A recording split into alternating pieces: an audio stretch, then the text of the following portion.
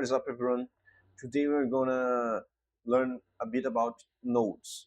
This is a document that I've just made, and it has plenty of documentation on how to get started in n8n. So, what is n8n? How to set up a self-host? How to install it? The basics, JSON, creating your first workflow, understanding the nodes, and some references. So I'm gonna let you guys get it for free in the description below. And today we're gonna start by looking at the nodes. So understanding nodes. First off, we need to understand how the nodes work in n8n. So there is an input, the parameters, and the output. Basically, most of the time, the input's gonna come in JSON, and the output is also gonna go in JSON. But sometimes it doesn't. Like the trigger doesn't have any input, and we can also have some things like binary data that are files. So maybe you want to do something with an Excel file. So you need to input the Excel file, and it's gonna convert the binary data from the Excel file to JSON. Then you can work in your workflow. Then you can send it to an NI to interpret it and everything. So you can also compress and decompress files. You can edit images, and this is all not JSON. So yeah, but most of the time it's gonna be JSON. So starting off, the first kind of nodes is triggers, and triggers are very straightforward. They're just the beginning of the workflows. So if we click on add nodes, we can see add trigger, and we can trigger manually. And what it says when you click, it executes.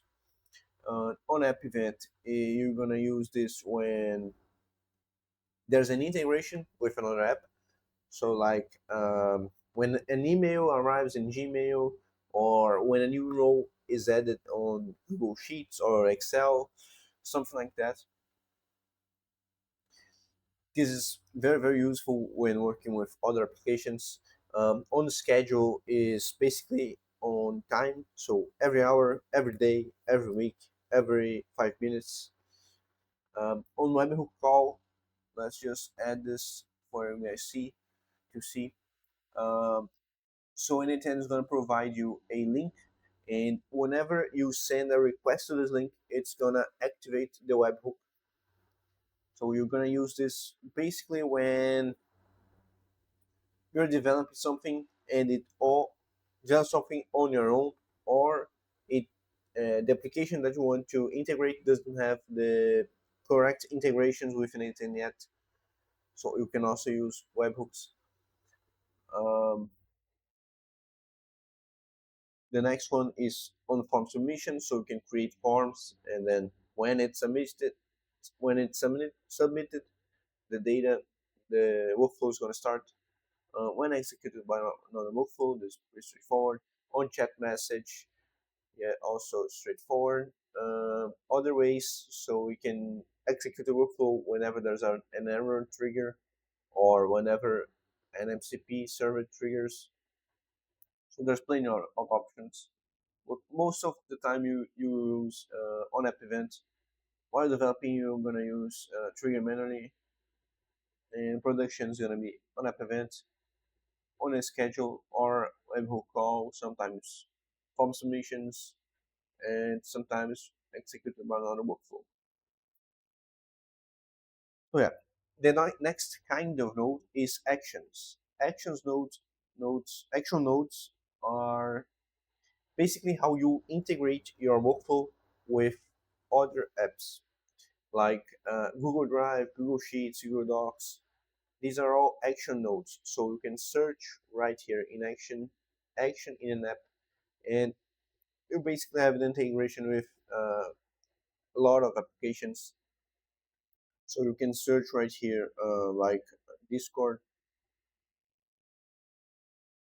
and it's gonna be a lot of integration. So create a channel, get a message, send a message, everything like this.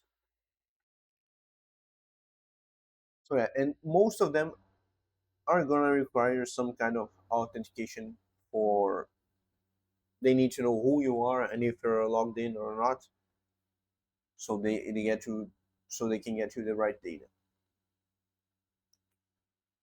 So yeah, this is you always gonna use this whenever you need to use another application.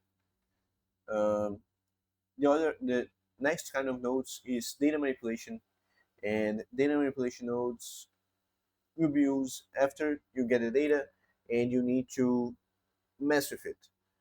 So these are the nodes. So code, you can literally execute any code in JavaScript. Edit fields. Edit fields is it has a different use than it says it has. So modify, add, or remove item fields. So you can add right here, and then it is a number, and you can transform this to a string or boolean. And this is most useful when you text to an LLM and expects and JSON output form for metadata, and then you're gonna but the output of the AI is always a text. So we're gonna use the edit fields to transform the text into an object. So right here, use an object. We've done this before in our previous videos. So yeah, the next one, let's see here. Filter, just filter, like get the data from an Excel and filter it whenever this is true. Filter all the data when this is true, and it's gonna filter the rows. Split out, you take some data and just split it. So like here we have two codes, and each code has three numbers.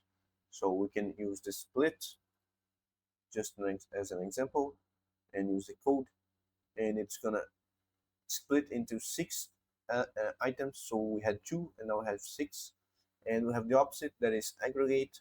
So aggregate, it's gonna take code, and then it had two items called code, and now it has only one. Limit, it just limits the output, so we can just as an example right here, limit, and we're gonna keep the first items or the last item. So if we execute it, we're just gonna keep the first item. The next one is merge. So whenever you have two different out inputs, concurrent inputs, so like merge, you can choose a number of things to do with the both of the results. So you can append them, or you can combine them, merging them, or you can run a custom SQL query, or you can just choose a branch. So yeah, also very useful. And I also put it right here, the HTML uh, node, that is very useful when making web scraping. So you're gonna use this basically to extract the contents from an HTML file. Very useful in the way that is it simplifies the language and the extraction from the HTML file, because it is kind of complex to do this in code. Not You need a little practice. You need to ask AI a bit. So this node helps you a lot to see what is going on, really. So yeah, the next kind of node is logic, and logic nodes is basically programming logic. So we have here if, loop, and switch. So if we come right here, flow, we can see the logic if and switch are very similar. Let me show you switch. So the difference is if just compares one thing and outputs true or false. So if this is equal to this, if one is equal to one, it's going to output true or false. And the difference is that switch can have multiple results. So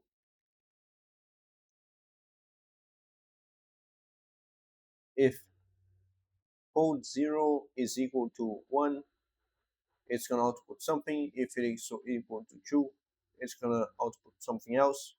So you can have multiple ifs in the same node, essentially. Um, and the other one is loop. And loop, there is there's a trick right here in n8n that isn't completely obvious to those who are programmers. So whenever you have a loop inside another loop, so let me just show you guys really quick as an example, and then we're gonna loop again, use edge fields.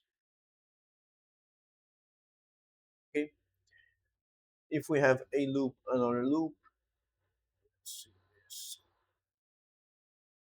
If I execute this, it's gonna run 3 times, 2 loop, 1 done, and then this split's gonna run 2 times. So the first time it took the 3 codes, first codes, and the second time the other 3. And then in this loop, it executed 5 times, and only 3 times on the added fields. So what happened is this: it executed the loop in the first 3 codes, as we can see here, and in the second, it already outputted as a completed uh, loop. So what it means is that uh, whenever a loop completes, when it reaches the done state, it stays done for the rest of the workflow. So it reached done in the first 3 codes, 1, 2, 3, and for the second run, it was already done. So the 4, 5, 6 was already done, and it didn't even go inside this other loop. So this is a kind of a problem. For this kind of situation, you basically need to create a sub workflow and execute this loop over there. So I have this documented right here. So you shouldn't use a loop inside of another loop. We have an example in this in our channel also, and then we're gonna uh, call the sub workflow to execute the other loop. So yeah, and the other kind of node there is the AI kind, and AI kind is basically the AI agent. There is a generic node for AI agents. You choose the model, you choose the memory, you choose the tool, you can even choose the output parser and everything. And you can set up the user prompt, the system prompt, the everything. And this in the second kind, there are specific task nodes. So if you come here in AI, we have right here basic LLM chain information extractor. So we're gonna extract the information from some data using AI. So you choose the model, and it's gonna basically automatically inputs a prompt template to that agent, to that AI, and executes the information extractor. And these kind of nodes there are these ones. So basic LLM chain, information extractor, question and answer chain, sentiment analysis, summarization chain, text classifier. And the last kind is the AI specific nodes. So Anthropic, Gemini, Olama, OpenAI. In these nodes, you have some specific tasks like analyzing documents, analyzing images, generating videos. Of course, there are some limitations for Gemini. You can see that you have all the options. You can generate even videos. But if you look for Anthropic, you can't generate images. You can just analyze them because they don't have a model capable of doing this. And if you look at OpenAI, you can generate video, you can generate images, but can you can't analyze video. So there are some limitations. Olama analyzing image messaging model that is for local models, of course. And there's also the HTTP request node that is very useful when using APIs that aren't here. So I can use Key AI for creating videos. So if you look up their documentation, you can basically use what I said here. So let's see, clean, for example, text to video, and then you're gonna have to use an HTTP request node, and you're gonna use this. So URL is this, and then the method is post, and then you're gonna have to input headers, body, and it's gonna say in the documentation here, header authorization barrier token, and content type, application JSON, and the data, so model, input, aspect ratio, duration. It's basically all the document, all inside the documentation of the provider. You can also use this in